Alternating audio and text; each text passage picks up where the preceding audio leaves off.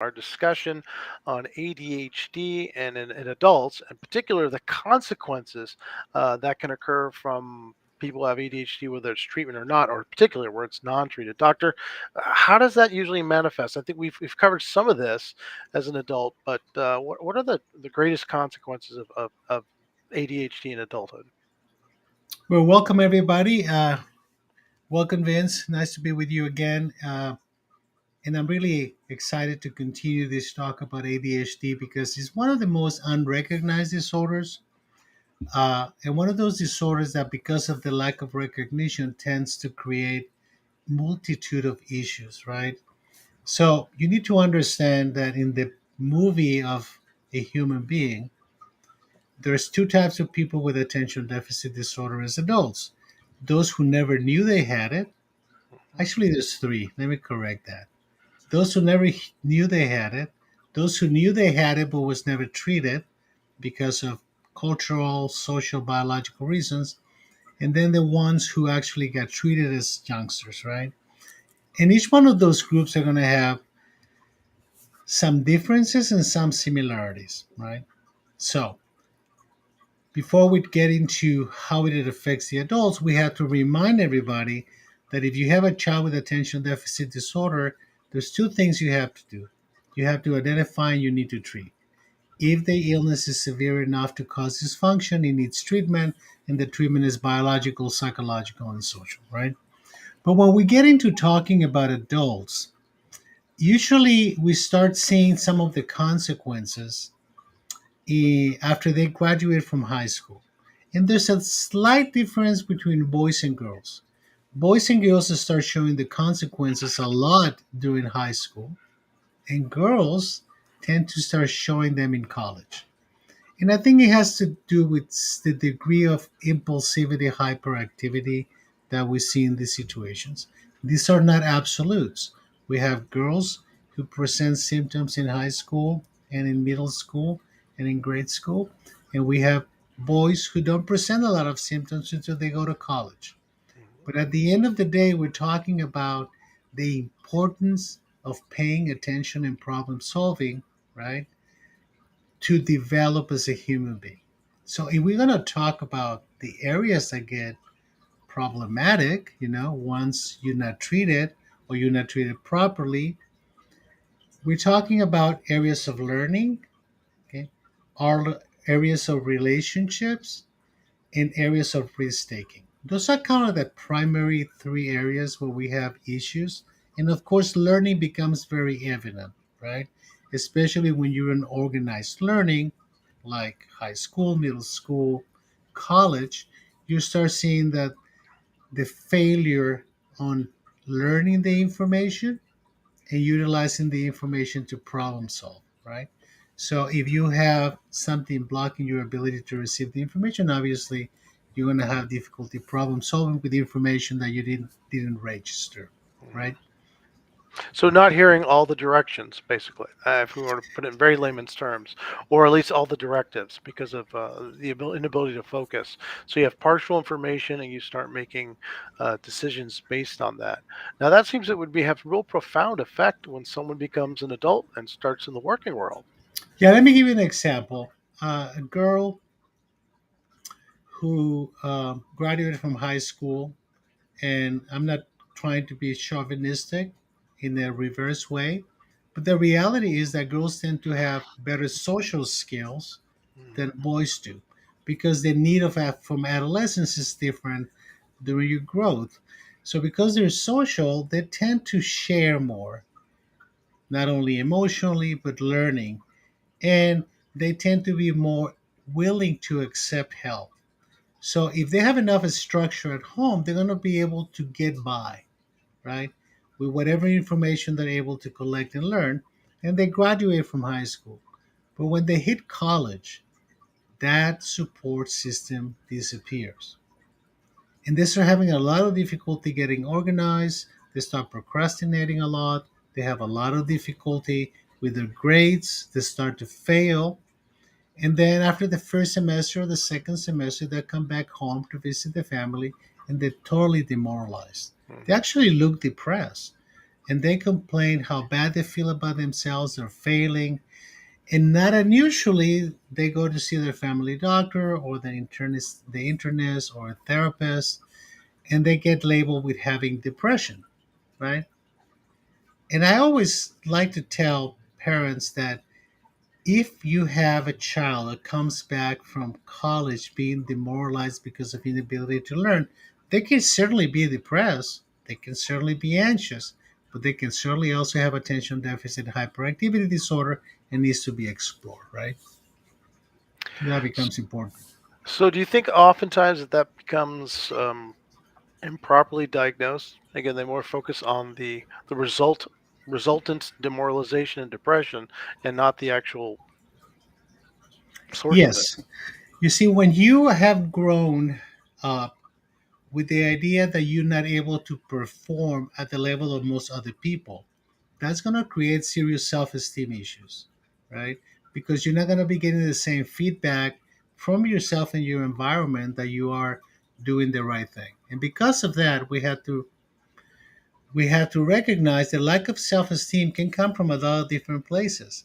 And Mhm. one of the places is your inability to perform, whether it's on learning or actually on work, right?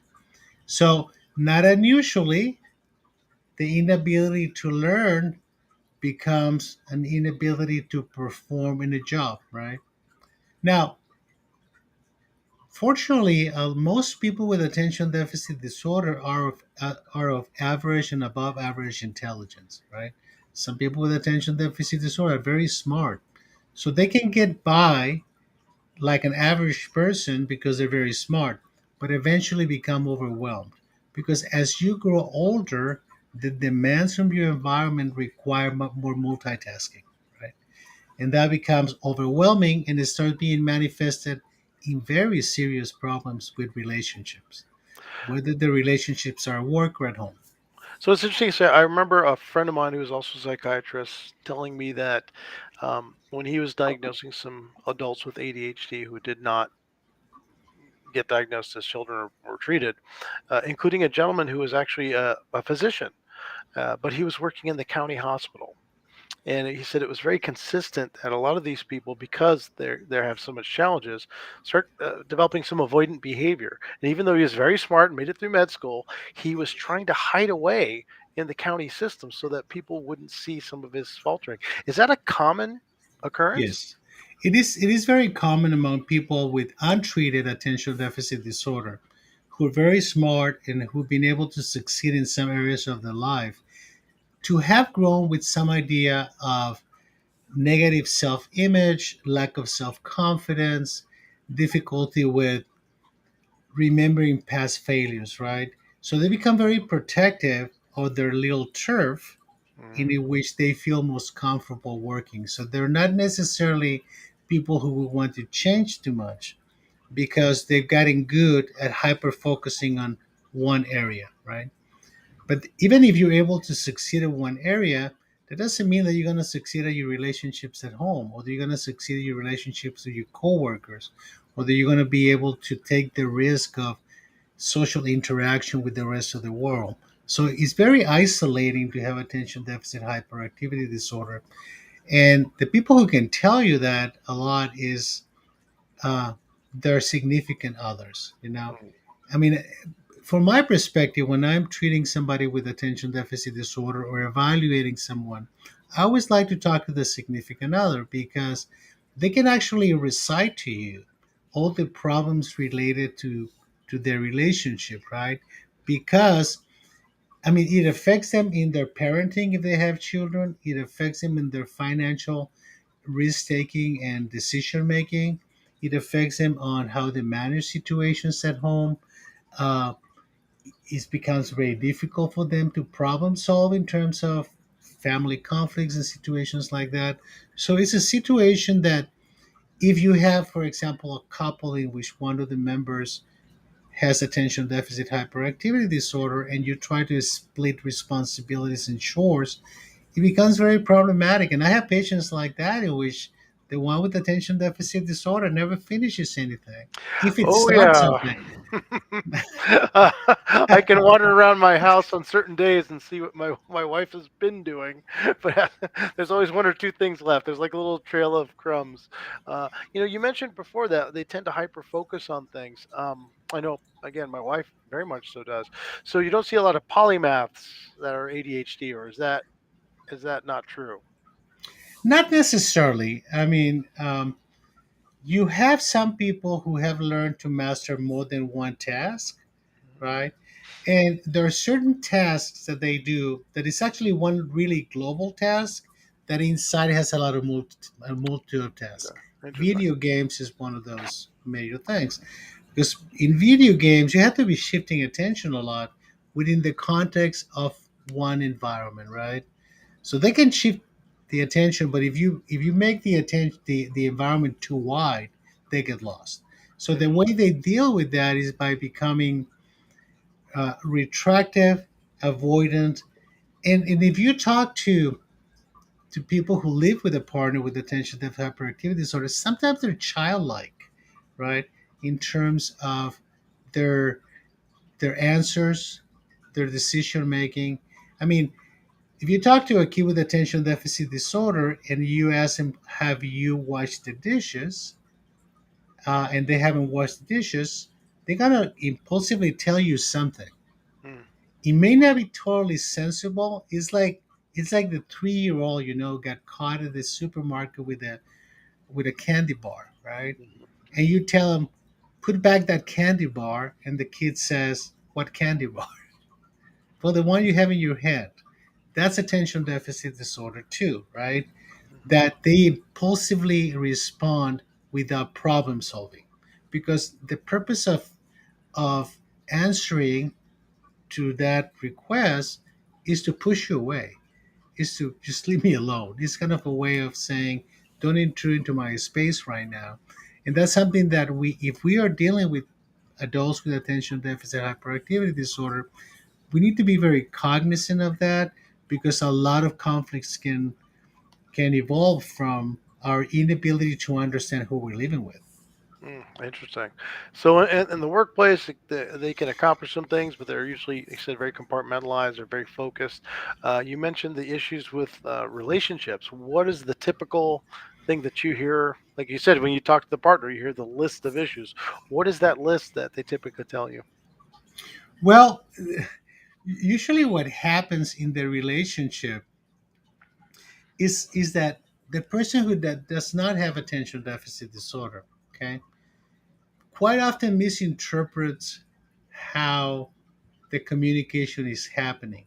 And it can be very confusing because you follow a pattern of problem solving, and all of a sudden they're giving you responses or participation that is neither consistent and sometimes not logical, right? So that creates conflict. Could you So give us an example of that?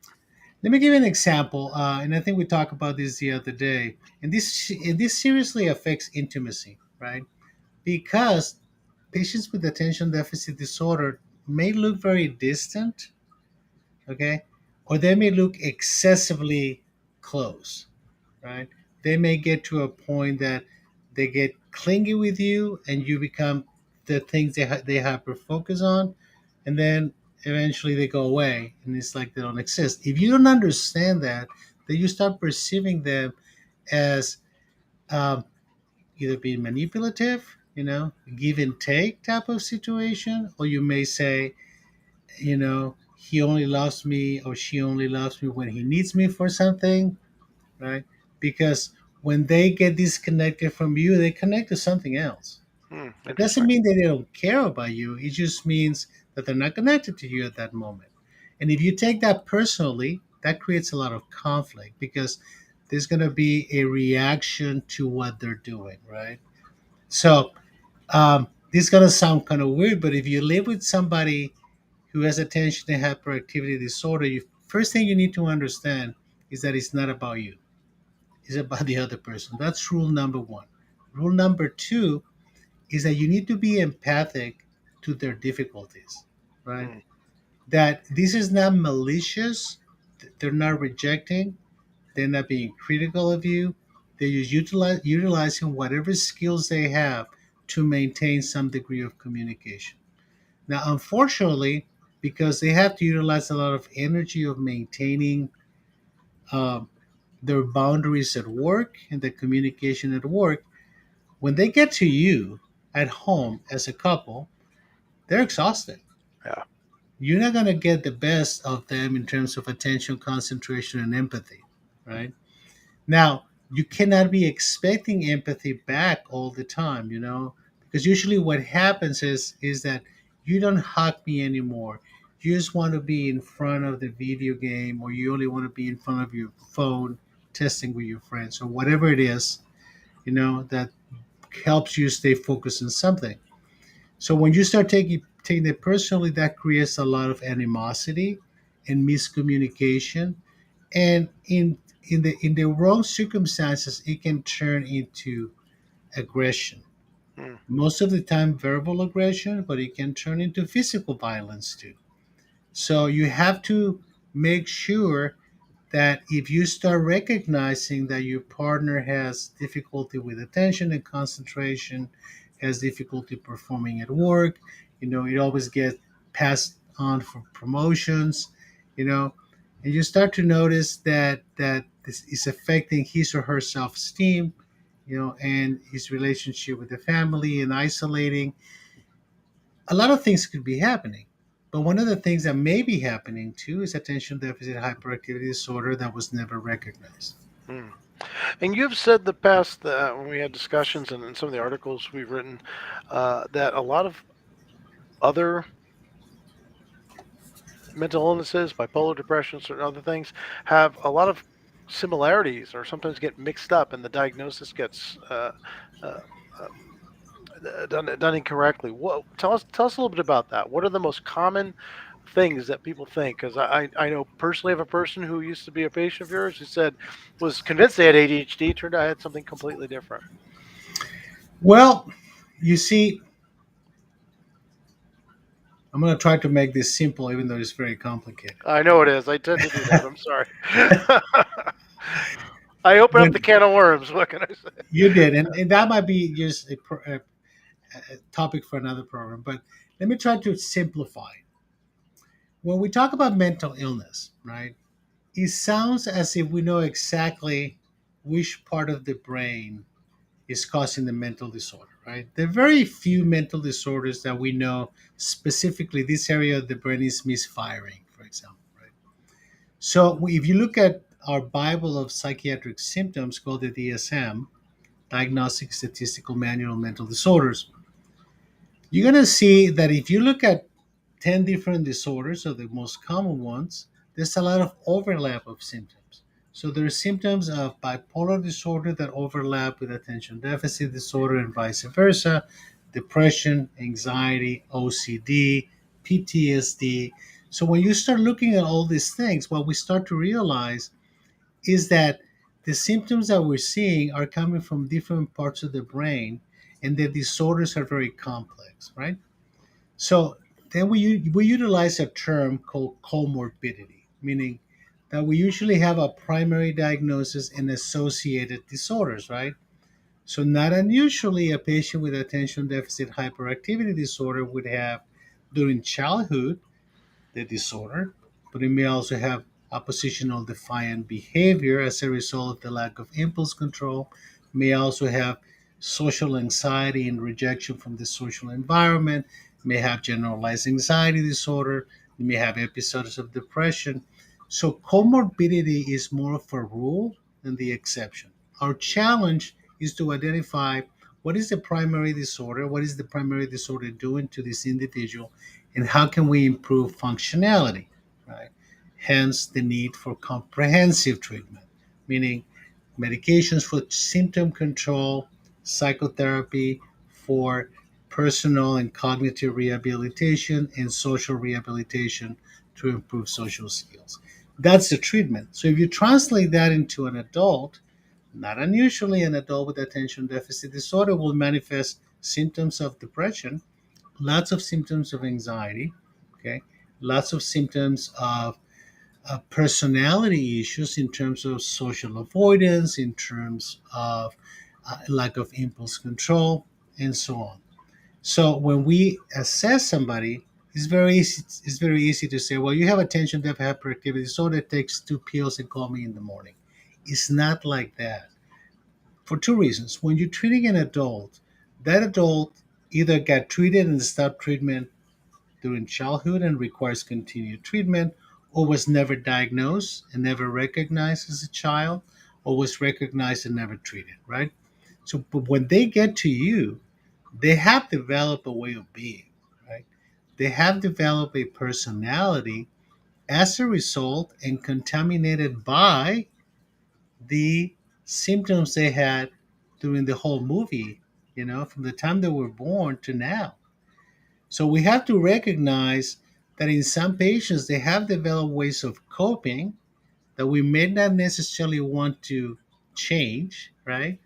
Because that's how they became adaptive. Mm. Right? Um, last week we talked about the percentage of people with attention deficit disorder that occupies space in the U.S. prison system, right? And unfortunately, those are the most severe cases that translated into impulsive, frequent, and repetitive criminal behavior. So they were never recognized, they were never treated, they had other psychological and genetic issues, and they end up in prison. The ones we see are the ones who did not. Mm. And they did not for a reason. They did not ended up in a serious life circumstance because they had somewhat adapted growing up, right, with no significant effects on um, abuse, neglect, or things of that sort. They had some good values instilled in them as they were growing up, and they made an effort, right? And they made it despite the deficits. But those deficits will continue and may have a serious impact as you decide to have a more steady life. You may feel limited. So, have to remember when we talk about attention deficit hyperactivity disorder per se, use that disorder, that in itself is a disability. So how does one? So let's say I assume that I'm a person who has found some of those methods to adapt to get through. I'm in my mid 30s or early 40s, seeing that life just never seems to cut me a break. How would somebody actually recognize that they potentially have ADHD instead of just being a non-performer or whatever else could occur? Because again, that's really difficult. I've watched people who have been significantly underemployed simply because of little quirks or things that have affected them. What would an adult who says, well, maybe this is the reason? What are their steps to find out if they are an adult with ADHD? Well, I think that if you're in a relationship, okay, whether it's marriage or you've been living together with someone for a very long time, don't feel that them telling you something about your attention and lack of organization and procrastination is a criticism, right? So first, and this is difficult for people with attention deficit hyperactivity disorder, first you have to be willing to take some criticism and turning into something positive. And then you have to raise the question, okay, so if I do have something like this, what is it doing to my life? And that is a very difficult introspective process that requires a lot of honesty, right? Because it's very easy to fool ourselves. Well, nothing, I mean, and I hear this all the time, nothing is happening to me. I have a wife, I have 3 children, I have a job. So this is not doing anything to my life. And then I bring the partner and say, what is it doing to your life, right? Mm. How is it affecting the relationship? How is your husband or wife or partner interacting with the rest of the family, right? Uh, is he socially isolated? So the honesty comes from the ability to recognize that your life goes beyond you, and that is a particularly difficult with people with attention deficit disorder. I have to tell you, probably. 80% of the patients that come to me with a suspicion of attention deficit disorder usually initially came to the attention of someone because of their partner, not Hmm. because of themselves. I would say the other 20% probably because of problems at work, right? Where somebody recognizes at work that things aren't going well. Now, because relationship seems to be one of the most serious complications of untreated ADHD, then we have to recognize that if you have a partner, you may have to go into couples therapy. It's not just, you can't just come into the picture and say, my partner has attention deficit hyperactivity disorder. He needs to fix it so he can make my life better. Because interaction is a long term process, and balance is going to require learning new ways of dealing with things. And couples therapy can help with that. I'm not saying that it is a responsibility of the partner to fix things, but if you as a partner have chosen to be with this person, right, then you have to do whatever you can to make it functional, right? Hmm. Because criticizing, rejecting the person because they're either too intense or because they're not paying attention to you, you know. So and sometimes I tell the partner, when you tell him or her to clean the kitchen or when you tell them to get the garbage out, okay, you having an expectation of that other person paying attention. They can't. It's not that they don't want to. It's not that they wake up in the morning saying, "Today I'm not going to pay attention." They cannot pay attention. So that if you perceive it as a malicious rejection of your wanting to share responsibilities, then you already failed Hmm. because it's like telling someone without arms, "Can you pass me the salt?" Right? Gotcha. They can't. So we have to do everything we can to help them develop the skills psychologically, cognitively, medications to improve their attention span, and recognize that a lot of the treatments for attention deficit hyperactivity disorder work the best when whether children or adults are not at home. Hmm. So if you're the father of a child or mother of a child with attention deficit disorder, the teacher is going to get a better child than you because by the time the kid gets to home, most of the effect of the medication is out. Right. Interesting. Same thing happens with adults. So, if the main issues being at work, relationships, is there any association with physical health and longevity? Yes, there is. Actually, because of the impulsivity, there are complications associated with attention deficit hyperactivity disorder that have to do with drinking. It has to do with drugs. Okay, it had to be of compulsive eating. So all of these matters are going to shorten your lifespan. There's some signals that just having attention deficit hyperactivity disorder may shorten your lifespan, but we don't know enough.